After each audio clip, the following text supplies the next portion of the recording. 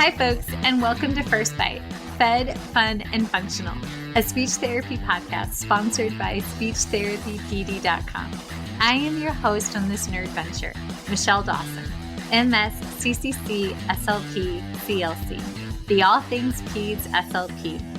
I am a colleague in the trenches of home health early intervention right there with you. I run my own private practice, Heartwood Speech Therapy, here in Coletown, South Carolina, and I guest lecture nationwide on best practices for early intervention for the medically complex and fragile child.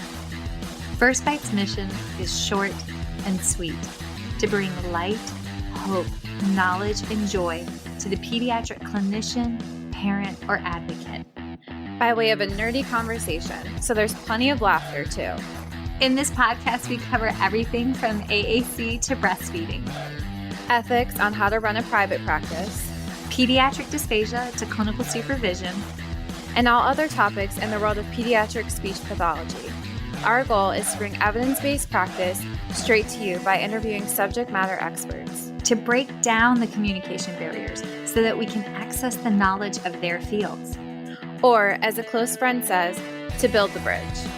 By bringing other professionals and experts in our field together, we hope to spark advocacy, joy, and passion for continuing to grow and advance care for our little ones.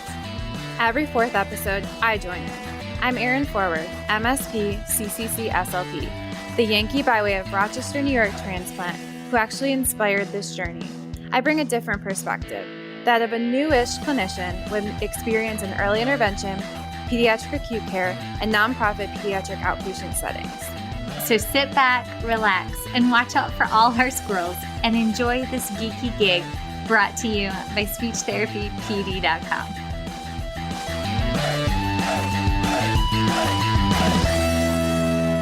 Hey, this is Michelle Dawson, and I need to update my disclosure statements. So my non-financial disclosures. I actively volunteer with Feeding Matters, National Foundation of Swallowing Disorders, NFOSD, Dysphagia Outreach Project, DOP. I am a former treasurer with the Council of State Association Presidents, CSAP, a past president of the South Carolina Speech, Language, and Hearing Association, SCISHA, a current Board of Trustees member with the Communication Disorders Foundation of Virginia, and I am a current member of ASHA SIG 13, SCISHA, the Speech Language Hearing Association of Virginia, SHAV, a member of the National Black Speech Language Hearing Association in BOSLA, and Dysphagia Research Society, DRS. My financial disclosures include receiving compensation for First Bite podcast from SpeechTherapyPD.com, as well as from additional webinars and for webinars associated with Understanding Dysphagia, which is also a podcast with SpeechTherapyPD.com. And I currently receive a salary from the University of South Carolina in my work as adjunct professor and student services coordinator, and I receive royalties from the sale of my book, Chasing the Swallow: Truth, Science, and Hope for Pediatric Feeding and Swallowing Disorders, as well as compensation for the CEUs associated with it from SpeechTherapyPD.com. So those are my current disclosure statements. Thanks, guys. Hi, this is Erin Forward, and these are my disclosure statements. I receive a salary from Cincinnati Children's Hospital Medical Center. I receive royalties from Speech Therapy PD for my work with First Bite podcast and other presentations. I also receive payment for sales from the First Bite Boutique, which I have with Michelle Dawson. For non-financial disclosures, I am a member of ASHA and a member of Special Interest Group 13. I also am a volunteer for Feeding Matters. I am a contributor for the book Chasing the Swallow with Michelle Dawson, which I receive no financial gain. I also am a member of the South Carolina Coalition Committee with ICDL-DIF full-time. The views and opinions expressed in today's podcast do not reflect the organizations associated with the speakers and are their views and opinions solely. All right, everybody, we have a treat today. Also, we have the cutest little wingman in existence ever assisting with today's episode. And I'm kind of wishing I had a uterus back because he's really that cute. But oh, that's in a medical waste dump somewhere, probably getting analyzed. But anywho, today's guest is none other than a very dear friend who means more to me than I think that she knows. We have Sarah Breshears, who has mentored the daylights out of me, both as an SLP and allowing me to embrace my muchness and other facets of my life. We'll do tarot card readings later. Ha ha ha, just kidding, but not really. Anywho, and her sweet cousin, well, technically niece, and then he's technically your nephew. Well, great nephew? Yes. I'm a great nephew. Great nephew. I have a great niece and she's 6 months old and she's got these cheeks that just go for days and you just kind of want to like bite them. But anyway. Nibble.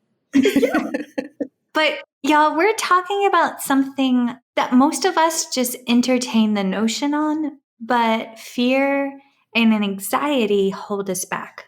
We're talking about wanting to be an entrepreneur.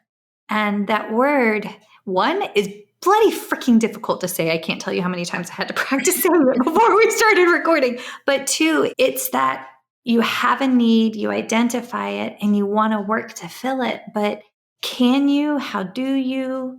It's so overwhelming. And yet, Sarah has done this so many different times in so many different capacities that it truly is awe-inspiring. So, with all the guests, we love a good backstory. And I know Sarah's been on here on the past, but her backstory is incredibly powerful. So I will pass the proverbial mic over to Sarah and then Savanah. We will grow together. So, hi, lady.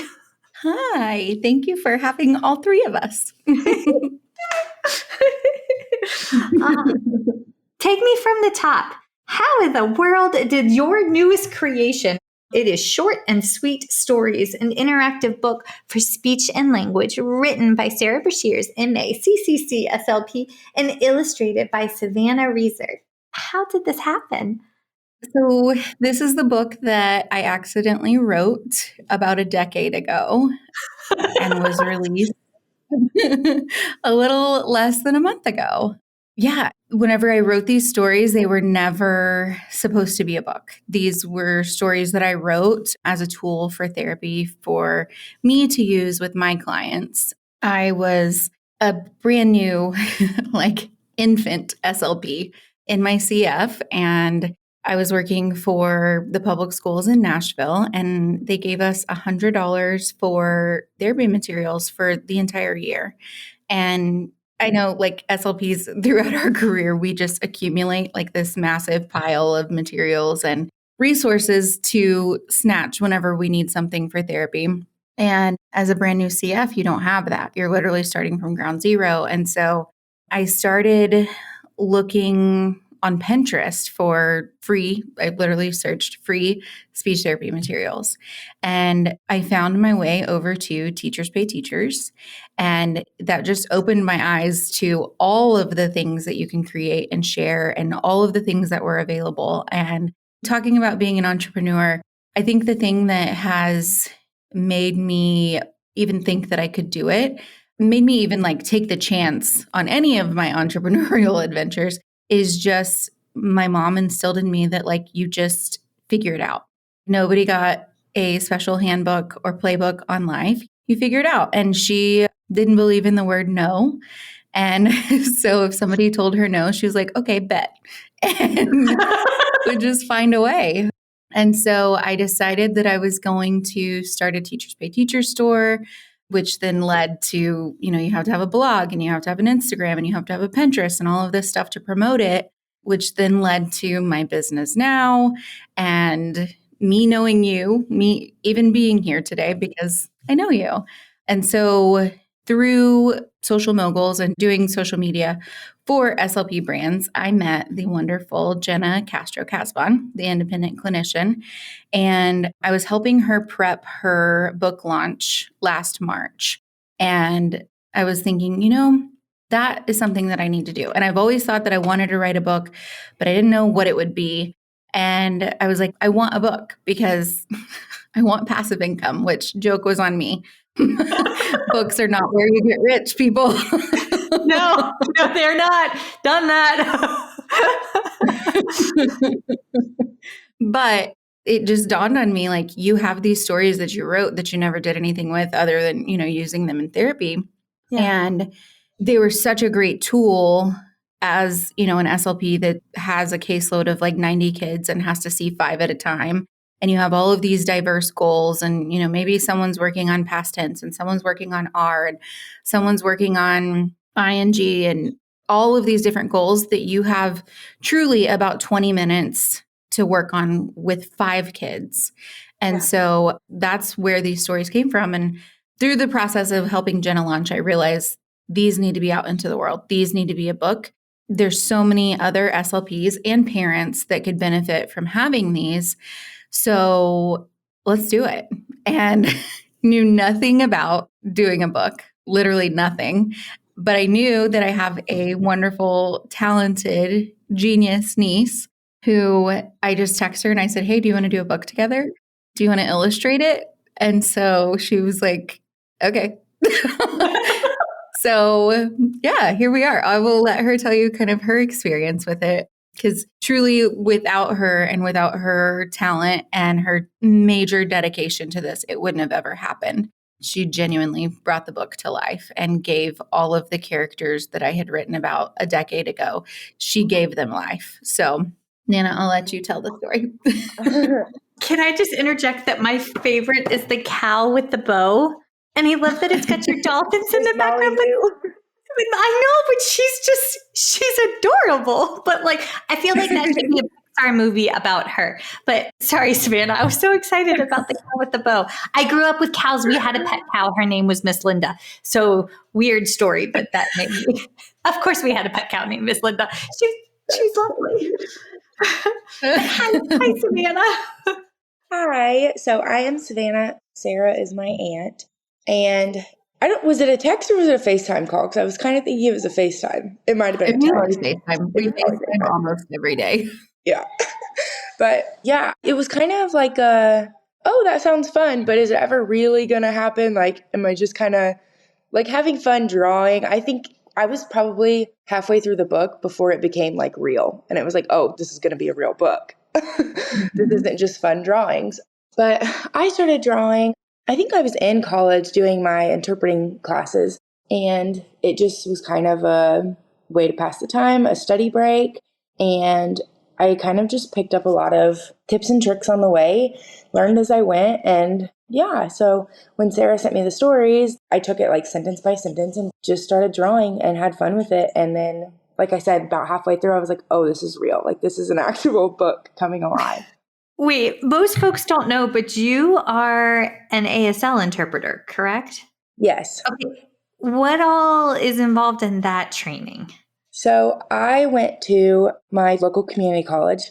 Well, I actually, at first, I was didn't know what I wanted to do like everybody. And I just randomly picked, what was it? I think it was physical therapy assisting. I was like, you know what? I'll do that. Why not? Mm-hmm. And I actually missed the deadline to apply for the program.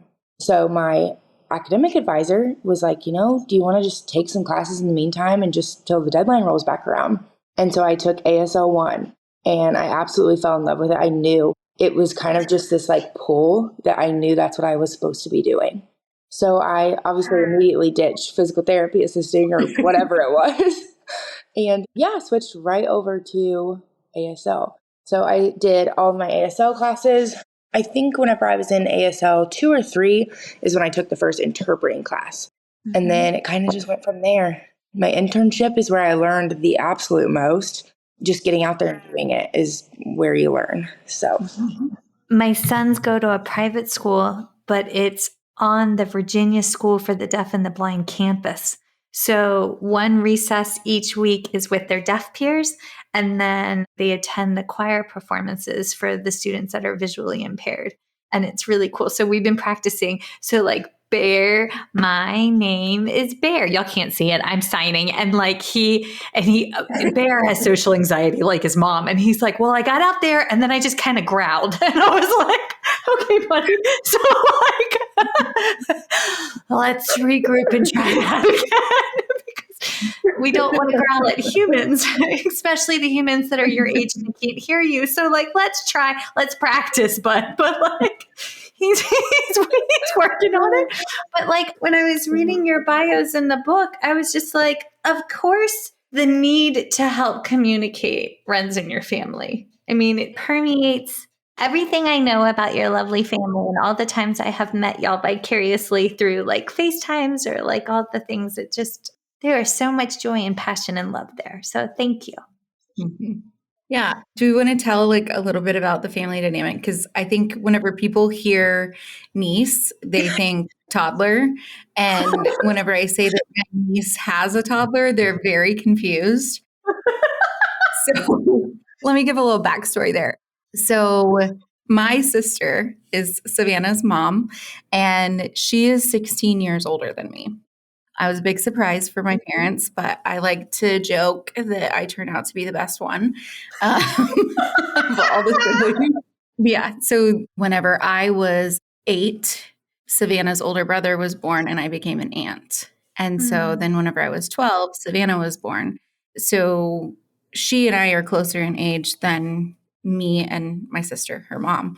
And I feel like God really did me a solid by setting our family up this way, especially knowing that I would lose both of my parents so young, because her parents are now the matriarch and patriarch of our family.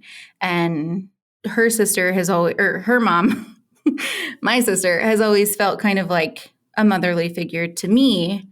And Savannah has always felt really more like a little sister than my niece, hands down, my very best friend. And so, yeah, our family dynamic is just different, but I think that I wouldn't trade it for anything in the world. And it now, knowing like the way that life has played out, I'm like, okay, God, I see you. I see what you did there. So yeah, that's how I have a niece that's old enough to illustrate a book with me.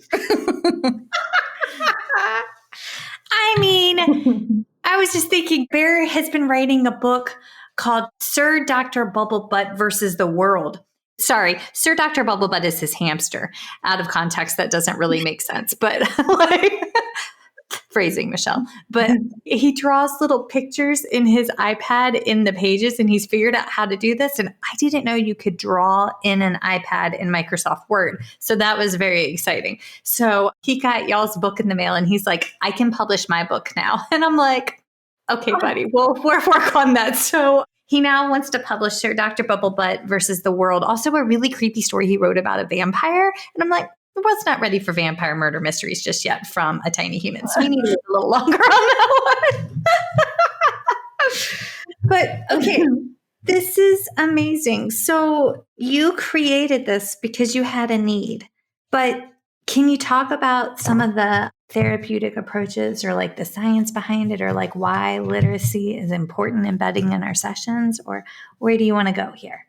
There's like 400 different ways. Yeah. So like I was saying, whenever I decided to write these stories, it was because I had a massive caseload. I don't remember the exact number, but it hovered around 80. And as a CF, like that is just absurd. I know that it's all too common, but whenever you have such a small window of time to see these kids, and you can only see them during certain time periods during the day and only certain days of the week because they can't miss certain activities and they need to be in class for that. And, our time with them is so limited. And so I ended up having groups of 4 and 5 and just having these massively diverse goals for all of them. I found that stories were kind of like the common tool that I could use with everyone. Pretty much any goal that you want to work on, I could do that with a story.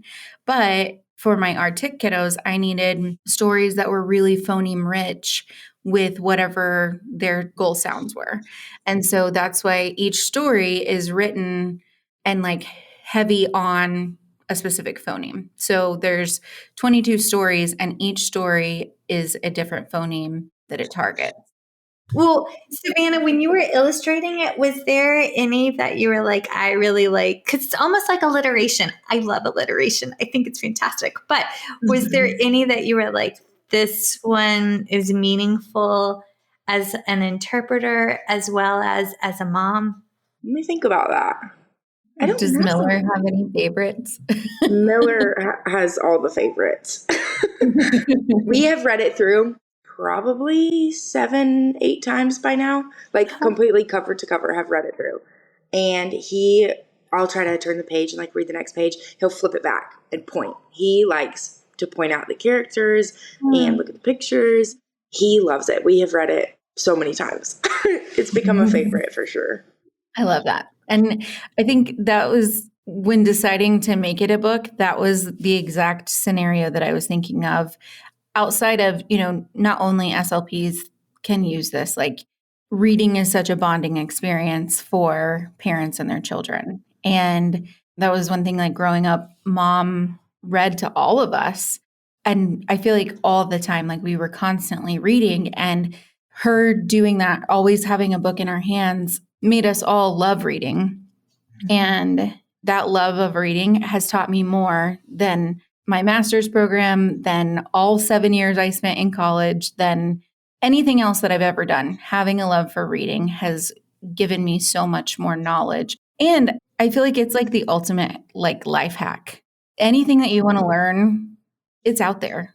Just go find a book and start reading and then put it into play and learn from the experience. But those books give you that foundational knowledge. And I think like that bonding experience of reading with your mom instills, and Michelle, I know you do this with the boys too, and your boys love to read. That will take you so much further than a lot of things that, we do in childhood. And I love that Miller loves it, especially just knowing that like you guys get to share that, and that's something that he'll grow up with and know that like that's part of your legacy now. Keeping up with you on Goodreads is impossible. You have so many books that you accomplish each year. And I really like graphic novels because it's light and it's fun and it breaks up the monotony of like the technical reads that I have. But folks, if you're listening, I highly recommend that you check out the book Tales from the Kitty Litter. It's a parenting graphic novel and it's freaking hysterical. Also, if you catch your 9-year-old and 11-year-old reading it, you've been warned. It's not always child appropriate, but they read it and they're like, Mom, is this what it's really like? And I'm like, yep, that's what it's like. I mean, cartoon cat form, but like, that's what it's like. So you're right. And I think back about some of the research with embedding speech therapy strategies, especially phonological impairments, in the literacy format and doing it outside of just therapy. And there's a ton to support. Dr. Kelly Farquharson, she was the ASHA Convention SLP chair this past November, and she just got her ASHA fellow. One of her recent publications, the tail end of last year, was on the value of training parapros in joint reading tasks and how if we teach not just the teacher and not just as a therapist use it, but even if we teach and train the parapros that spend the most time with some of our more medically complex patients, the children acquire the strategies, whether it be literacy acquisition, speech sound, like they're acquiring it in a faster rate because it's another person that's buying into the value of those shared moments, like what you talk about. We didn't cover that. We're trying to figure out schedules to do an episode just on that research, but it's profound. Also, I found out she's the editor for the language, speech, and hearing science in the schools, which is like a big to-do. But I mean, y'all, the resources on this. So get a book, read it. I also love No David. This made me think of No David because some of the naughty, have y'all read No David's? Savannah's like, yes. The No David Christmas one. You never read them? I don't think I have. If you saw the cover, you would at least like recognize the book for sure. Yeah. Maybe Schitt's Creek is just like infiltrating my thoughts whenever I think of David, because you said No David and I heard ooh David. Okay, I haven't watched Schitt's Creek yet. Is it really that good? Oh, it's so good. It's if you need just like a feel good, funny, kind of lighthearted show, it's so good. That's the show whenever I first went into labor, I was like, turn that show on because it's just happy, lighthearted. gets the oxytocin running, that is the show.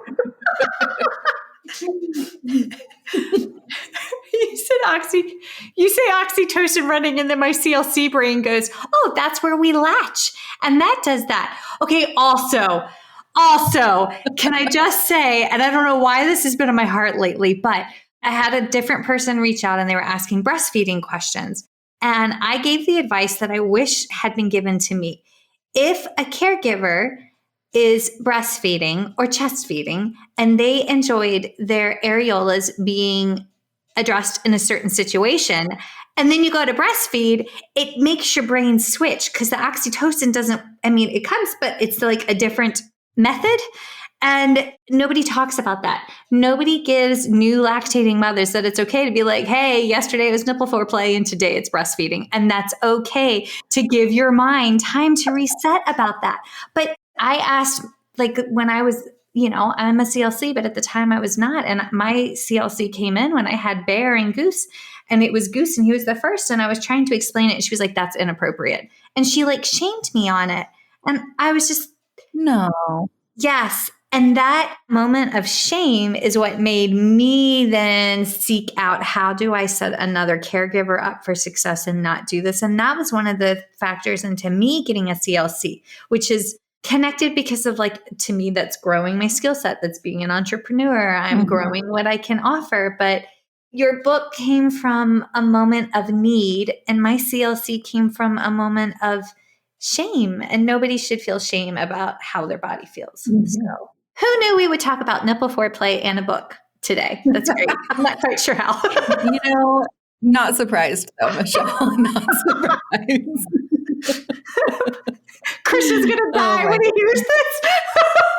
Okay, back to the topic at hand. Okay, so talk to me more about, did you have an aha moment when you were doing this with your patients or your clients in the schools where you're like, this is really beneficial? This is where it's at for this child?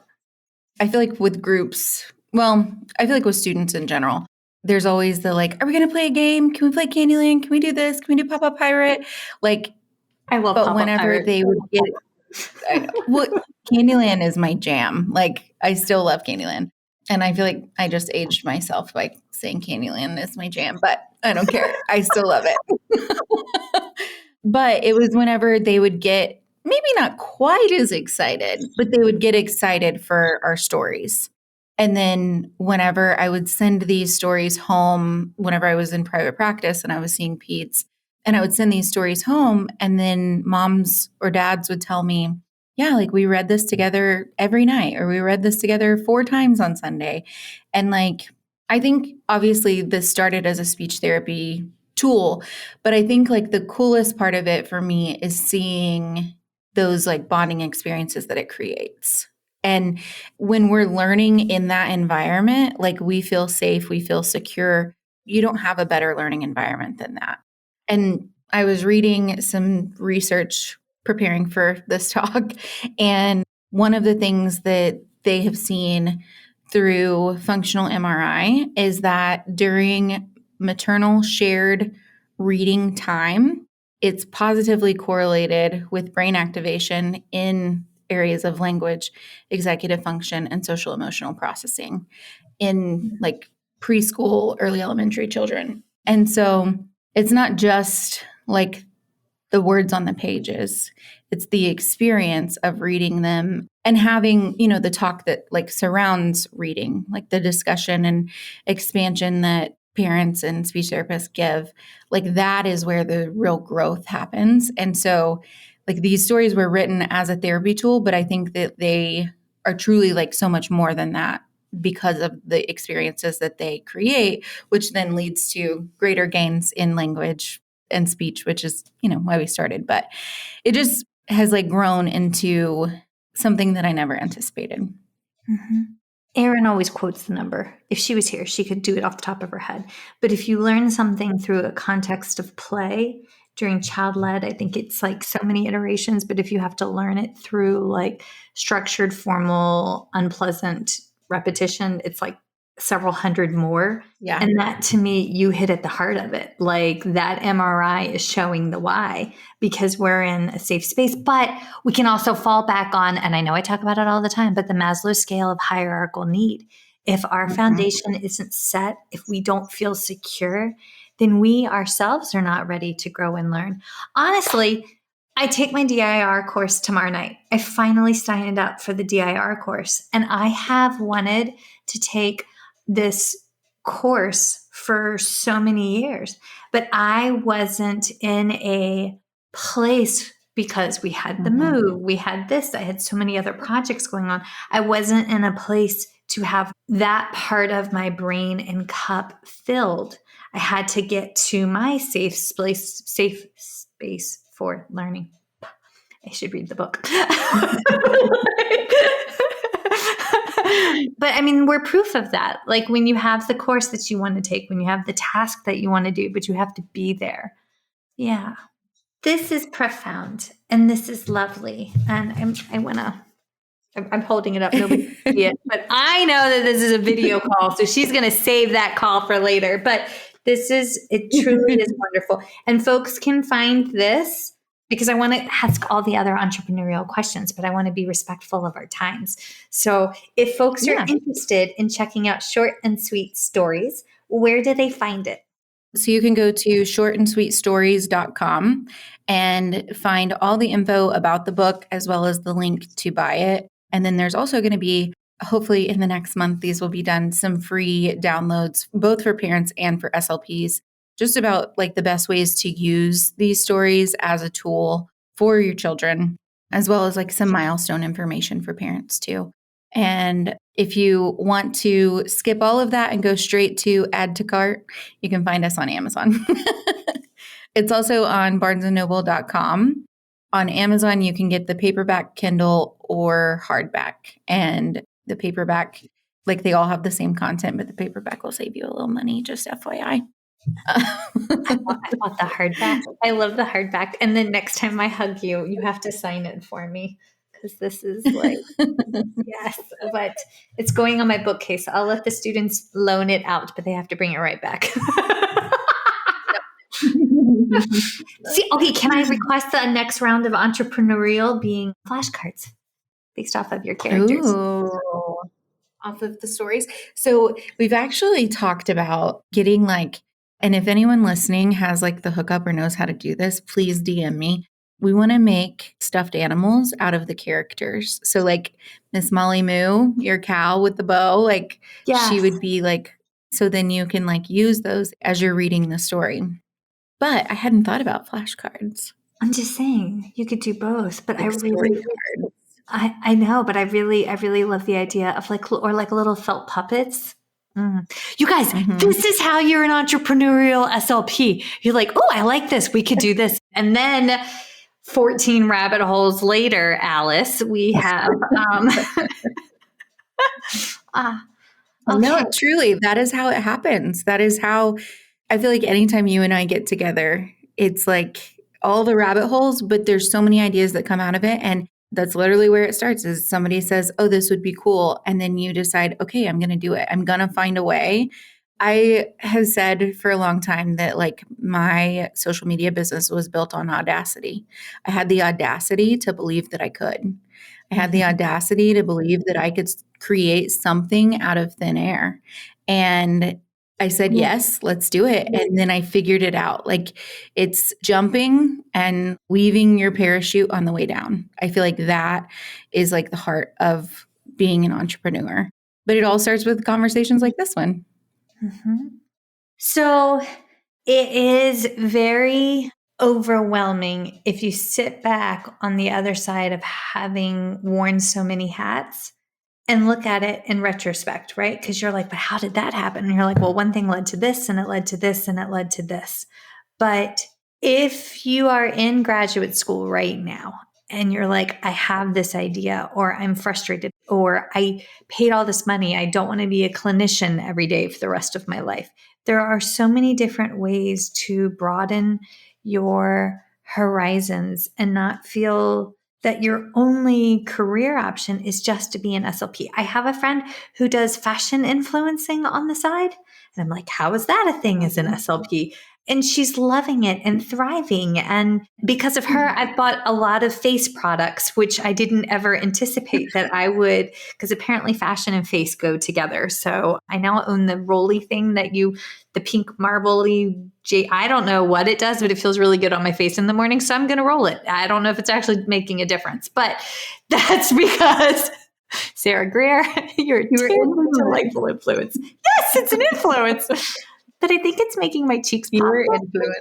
I was influenced. But can you take us through your journey as an entrepreneur? Like, where did it begin? And then what relatable, actionable steps along the way could somebody tune in and say, okay, I need to consider doing that?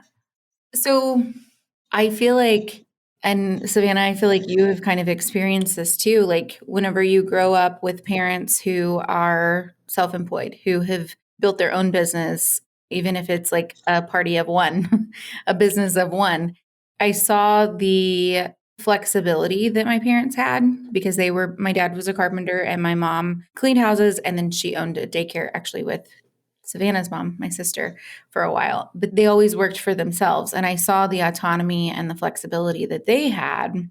And I mean, this was never, ever what I thought I was going to do.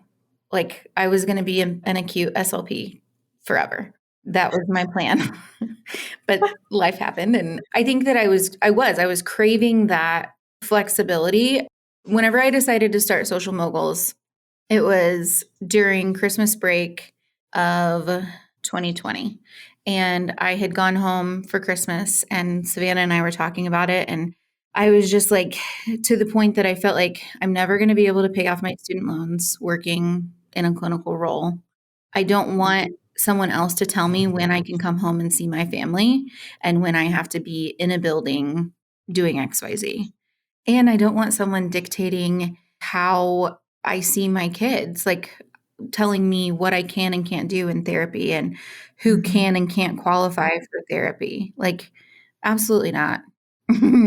I've always been way too, my mom called me bossy, but maybe it's bossy, maybe it's independent. I don't know. I just demonstrating leadership skills. That's what that is. Yes, I have always had great leadership skills. But I feel like, Savanah, you have that flexibility in your job now. And I feel like we just were raised that like we wanted more freedom and more control over our lives. Yes, and so, yeah. That's what I was thinking, all the memories while you're saying all of this. But I remember being in elementary school and the like smallest little, not truly important little award ceremonies, or you get a certificate for A's and B's or whatever. My mother and my granny were there. Sarah's mom and Sarah's sister, my mom, my grandmother, were there at every single one because they had the flexibility because they were self-employed. So that was always important to me growing up. It was amazing always having somebody there. And so I knew I wanted that as well. I'm the kind of woman, I've always known I wanted to be a mom. So I knew when the day comes, when I have kids, I want to be there. I want to do something where I can not go to work and go and do for my son if I need to. And being an interpreter, right now I'm working mostly in college classes interpreting. But when you do freelance interpreting, you can kind of pick and choose. Like, no, that time doesn't work for me, so I won't pick up that job. I'll pick up a different job. And my work really affords me that. So, yeah, I think we just had that example set, and that's kind of the precedent. Mm-hmm. But as far as actionable things. Wait, can you explain what Social Mogul is for those that don't know about it? Yeah. So through my experience with promoting short and sweet speech, my Teachers Pay Teachers store, the blog, all of that goes with that brand, I learned social media. And I took a really big interest in it. And I think truly just because it was fun.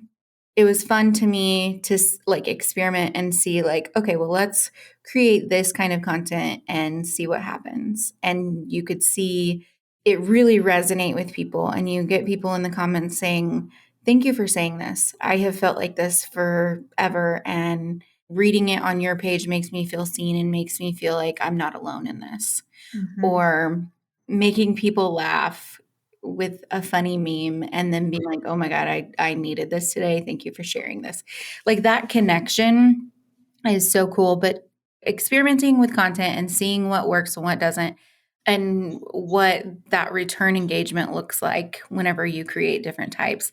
It was a lot of trial and error, and I found it really interesting. And so, like the little nerd that I am, I started researching it and reading up on it and taking courses on it. And so I just really learned how social media works and like how you build community and not just followers.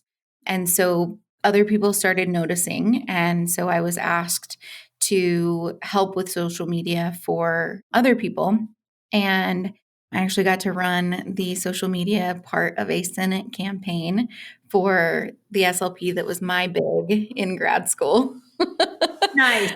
It was so cool. I like flew home because she was running for Senate in Oklahoma. I flew home and I like ran to the polls to get the results as soon as they closed. And I kind of felt like I was a little like Olivia in Scandal. Like I felt very like, I don't know how cool that I got to be part of the political world for a minute.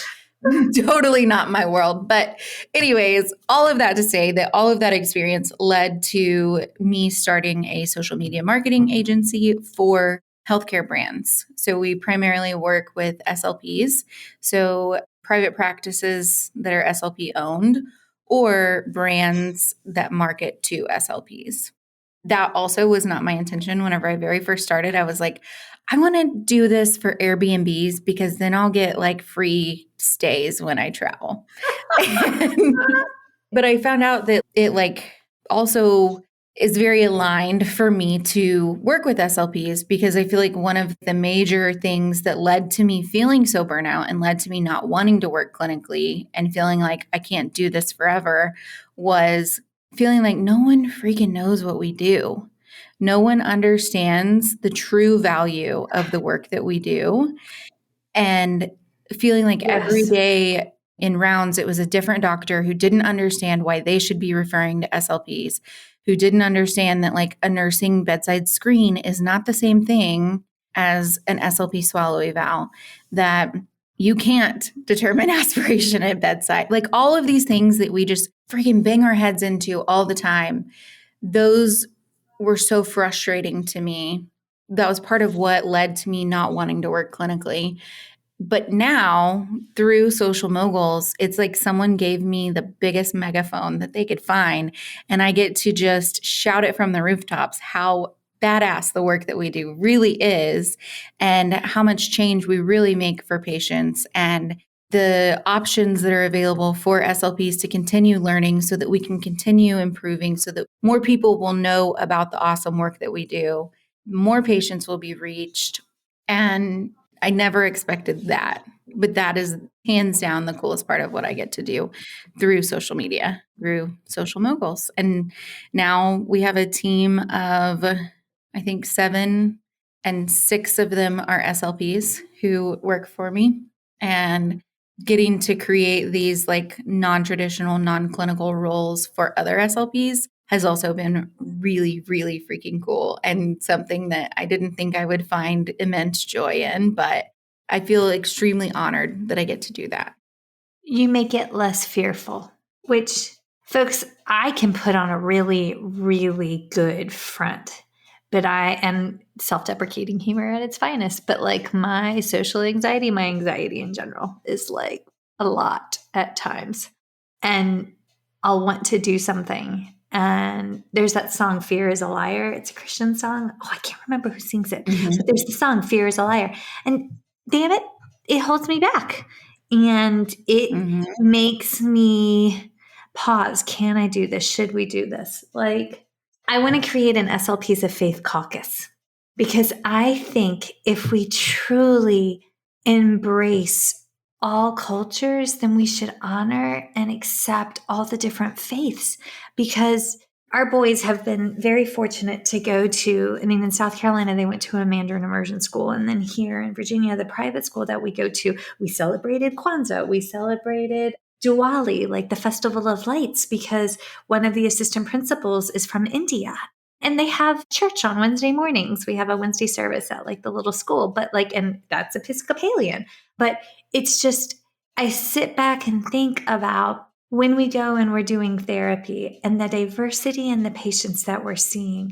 A huge part of their culture, my grandfather clock supports this, is their faith.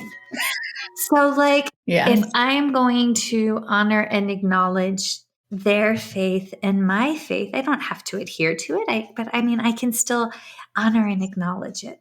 And that's something that, as many caucuses as we have professionally, I would love to have that embedded within. And it doesn't have to be SLPs of faith because there are audiologists, but you make me feel like that dream is possible. Because then I think about utilizing that as a social media platform to talk about this high holiday is coming up.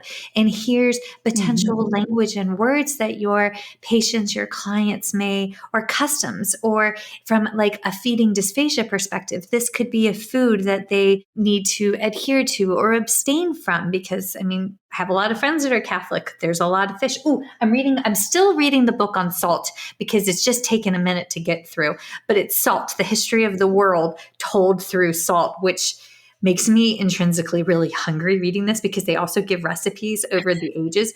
Did you know ketchup used to be made with sardines and not tomatoes? Everybody's face just cringed. The first ketchup was called catsup, CATSUP, and it was made with squished sardine goo. It was all the rage in the 1600s. I don't have a nerve, but that's fascinating. And then in the early 1800s, somebody in New Jersey put a tomato in it with sardines, and then they phased the sardines out because it turns out tomato-based ketchup sells more than sardine-based. Who knew?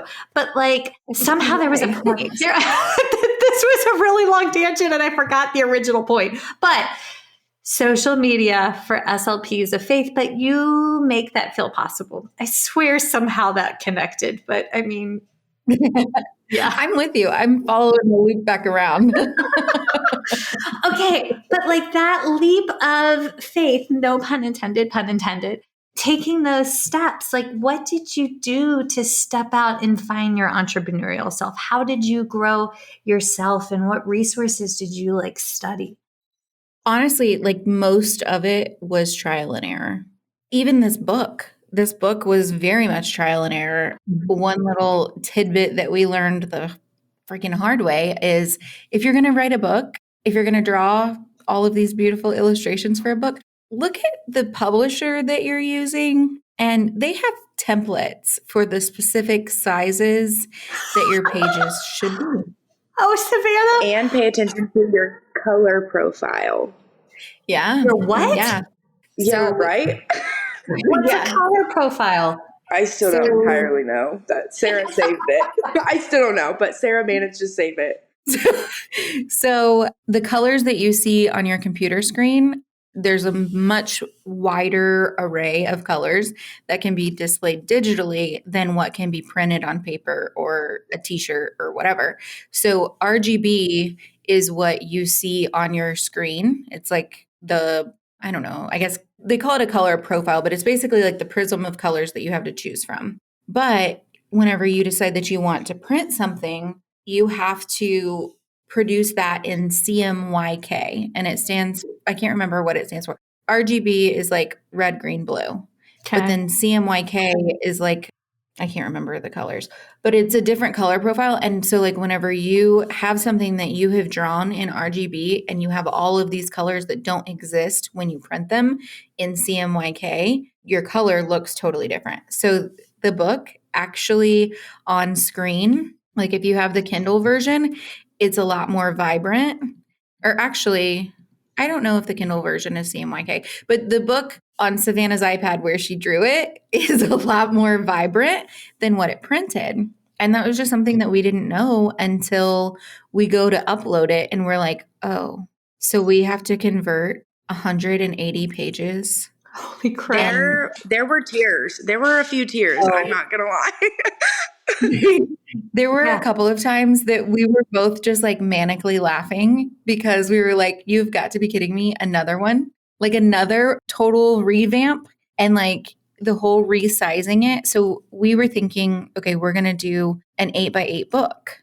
Well, whenever you do an 8x8 book, you actually have to create like an 8.25 by 8.1 to, I don't know, it's like different dimensions. So you're not actually drawing square pages, but that's what we did. And so whenever we go to put all of this together and upload it to the publisher, we were like, oh, yeah, we did this wrong.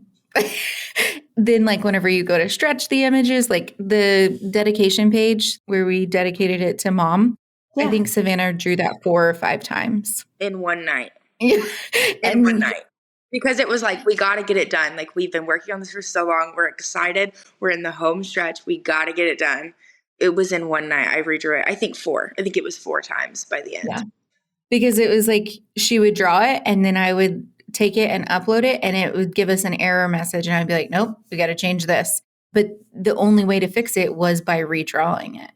And so it really was like just going for it and like just trying it. And those are things we maybe could have prevented if we weren't such a quick start and did a little more fact finding before we jumped in. But I mean, I feel like with starting a Teachers Pay Teachers store, I just went for it. I just started. Teresa Richard taught me. She was one of my very first paying clients for social media. And she taught me ABC, action breeds clarity. And if you take nothing else away. That's big. Yeah. And that's truly like whenever I talk about having the audacity, I just started. I just said, okay, I'm doing this. And what's the next thing? What's the first thing that I need to do this? And it was like, okay, we have to pick a company name. Okay. What's next? We have to pick brand colors. Okay. We need to set up an Instagram. Okay. We need to start reaching out and telling people. You have to tell people that you're doing it, which is scary as heck. Whenever I messaged Teresa, I sent her a voice message on Instagram and I think I recorded it like 6 times before I actually sent it because that's scary. Like saying I'm doing this and I deserve to have a spot in the arena. I deserve to have a spot at this table. I have what it takes to do this. That's scary. And the only way to do it is to just do it. And if you will take that first step, you will get clarity on the second step, which that second step will give you clarity on what the third step should be. And you just have to move.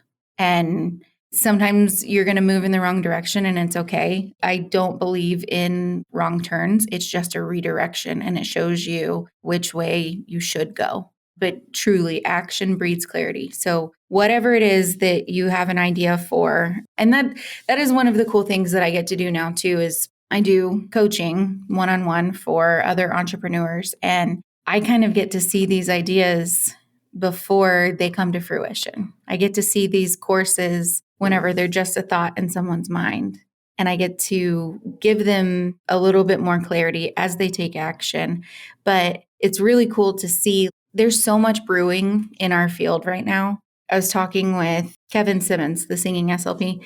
I was talking with him the other day about how our field, in a lot of ways, we are not diverse at all. But I think the businesses that are blooming in our field, there's more variety. There's more people doing more things, just different things than ever before.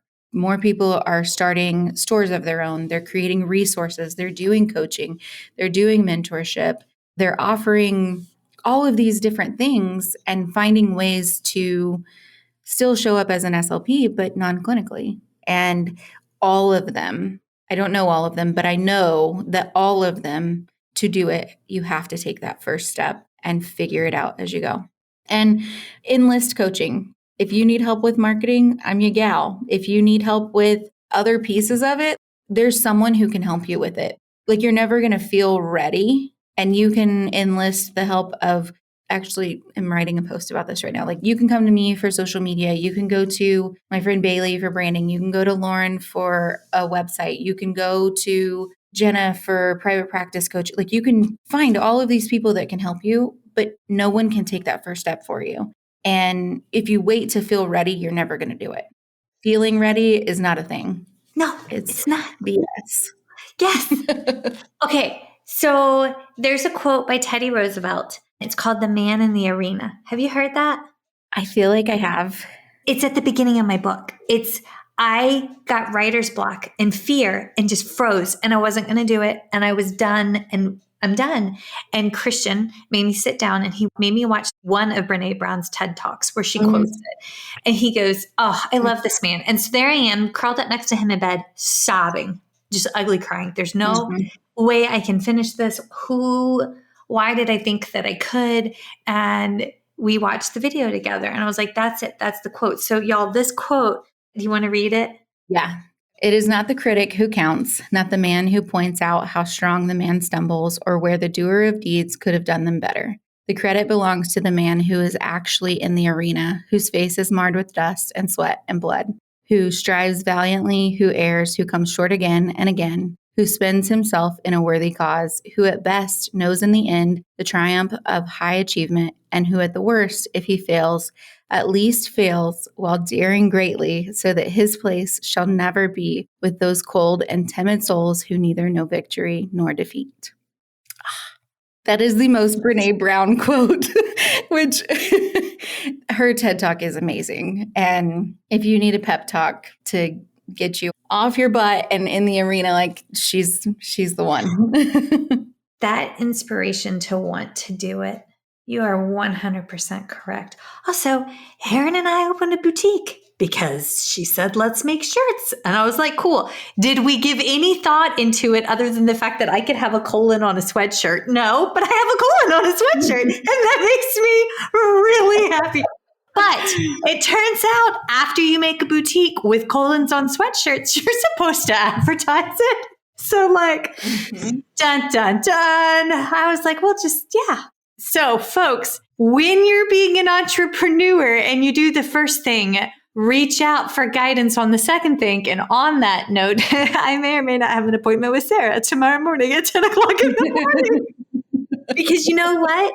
It's okay to need guidance. When you're dancing around that arena, it's okay. Nobody says the man in the arena is a solo. It could be a tag team effort. The same way that we were talking about books and how you can learn anything that you want to from a book. Books are a way that you can gain knowledge without experience, right? Well, the same can be said for mentorship and coaching. You're leaning on the knowledge and experience of that person that is mentoring you. And I feel like reading and mentorship, they're both two forms of learning, but that is like the ultimate hack. That is the ultimate cheat code, basically, because you're skipping the roadblocks, you're avoiding those wrong turns, you're avoiding the detours because you have someone else's experience that you can draw on and that you can use that to guide you. Yeah. And I am too old to worry about the quantity. I want the quality, if that makes sense.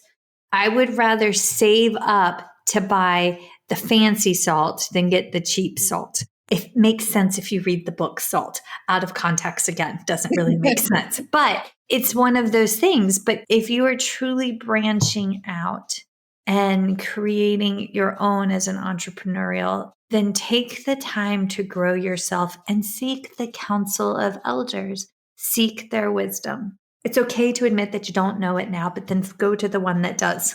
Yeah. Ladies, y'all are phenomenal. Is there any closing wisdom that you have or final thoughts? I don't know.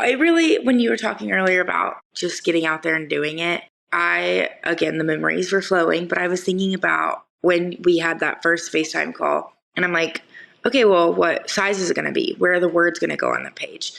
Because deep down, it was like I cannot do this. I'm not an artist. This is not me. I cannot do this. And so I'm like, I don't even know where to start. I don't know what to think. I'm asking 50,000 questions. And every time Sarah would just say, just start drawing. Just read the stories and draw the pictures. Just start drawing. And I'm like, I don't know. I don't know how to do this. I don't know what I'm doing. Just start drawing. just read the stories and start drawing the pictures and it will be okay. And it was. I am so over the moon with the end product. I could not be happier with it. Because you did it. Yes. I don't know how. I really don't. I still couldn't tell you, but we did it. She spent a lot of all-nighters. And whenever you started drawing, Miller was 6 months old. So having an infant, I truly have to give her all of the credit because this book would have never happened without her. And she spent so much time and energy, even while being a brand new mom and dealing with all that brings. I think you said it best. You just start drawing. How old is Miller now? He is 15 months right now. Mm. We're in the ornery stage today, especially. He is sweet like 95% of the time. He's my little Sour Patch Kid. He really is. He'll give you a whop right on your forehead and then lean in and give you a kiss. Like immediately, just a switch. But he is the sweetest little kid ever. He's the best. That's also boy mom life. Hold tight, Yes. because you're going to have to repaint the trim in the bathroom when you're done potty training. They don't write that in the mom books. I've read the mom books, and on the other side of 2 boys and 2 tallywhackers, it's, oh wait, no. The best was over Christmas break, I was putting my face on. It's what I say when I throw my makeup on. And Goose, my 11-year-old, comes in and he knocks on the door. He goes, Mom, I have a question to ask you. And I'm like, okay, Bubby, what is it? And he goes, what does a tootie tall look like? Does it kind of look like a little butt, but in the front? And I was like, yes, but it's furry. So like, because I didn't know what to say. I mean, I was throwing my makeup on. I mean, I was like completely dressed. Everything was fine. But it was just like, what do you say when your 11-year-old son asks you what a tootie tall looks like? And so like, these are the things that are not in the mom books. And so like, yes. And folks, we call it a tootie tall and a tallywhacker because that's how I was raised. So mom books, enjoy them, read them with your tiny humans, and life moves. Oh my God. And just know there's more to it than that. There's always more than what's in the parenting books. Yes. Oh, that's what we should do next. Write a real life parenting book because the other ones, they don't meet muster. I told you I'm starting a podcast called The Shit No One Tells You. And I feel like this is very much the shit no one tells you about being a boy mom. You can have Michelle and I on for an episode. Yes. Yeah.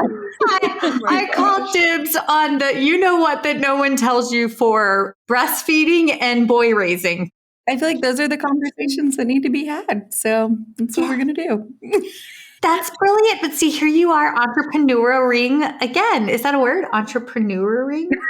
Well, ladies, thank you so very much. At the end, I always ask if 1, folks want to reach you, where can they find you? And 2, if somebody listening has a little bit of love money left over at the end of the month, where could they donate it to? You can find all the book info on shortandsweetstories.com. On Instagram, I am 2 places. You can find me at Short and Sweet Speech or at social.moguls for all social media things. Savannah, do you want to give your Instagram? I don't even know my Instagram. Oh my goodness. Let me look. Hold on. She's at savv.reas, R-E-A-S.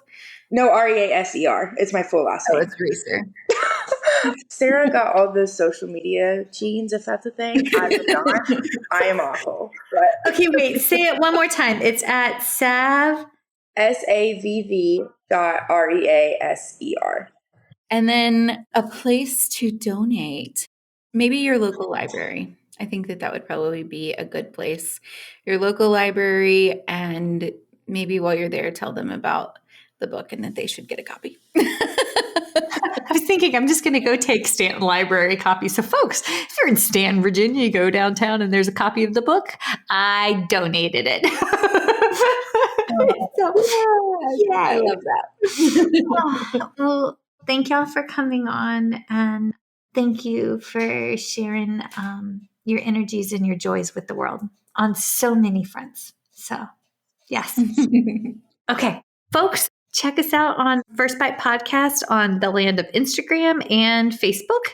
And You can check Erin out at Erin Forward SLP. There might be a dot in her Instagram handle. And mine's Michelle Dawson SLP. To be fair, mine is mostly pictures of food, dog, and mischief adventures with my children. So not the most SLP content heavy, but like things that make me happy. There's a park here. We go see the ducks. There's lots of duck pictures now coming. But, goose, a bear, and some ducks. But everybody, thank you for tuning in. Thank you for joining us for today's course. To complete the course, you must log into your account and complete the quiz and the survey. If you have indicated that you are part of the ASHA registry and entered both your ASHA number and a complete mailing address in your account profile prior to course completion, we will submit earned CEUs to ASHA. Please allow 1 to 2 months from the completion date for your CEUs to reflect on your ASHA transcript. Please note that if this information is missing, we cannot submit to ASHA on your behalf. Thanks again for joining us. We hope to see you next time. Feeding Matters guides system-wide changes by uniting caregivers, professionals, and community partners under the Pediatric Feeding Disorder Alliance. So what is this alliance? The Alliance is an open access collaborative community focused on achieving strategic goals within 3 focus areas: education, advocacy, and research. So who is the Alliance? It's you. The Alliance is open to any person passionate about improving care for children with a pediatric feeding disorder. To date, 187 professionals, caregivers, and partners have joined the Alliance. You can join today by visiting the Feeding Matters website at www.feedingmatters.org. Click on PFD Alliance tab and sign up today. Change is possible when we work together. That's a wrap, folks. Once again, thank you for listening to First Bite, fed, fun, and functional. I'm your humble but yet sassy host, Michelle Dawson, the All Things Peds SLP. This podcast is part of a course offered for continuing education through speechtherapypd.com. Please check out the website if you'd like to learn more about CEU opportunities for this episode, as well as the ones that are archived. And as always, remember, feed your mind, feed your soul, be kind, and feed those babies.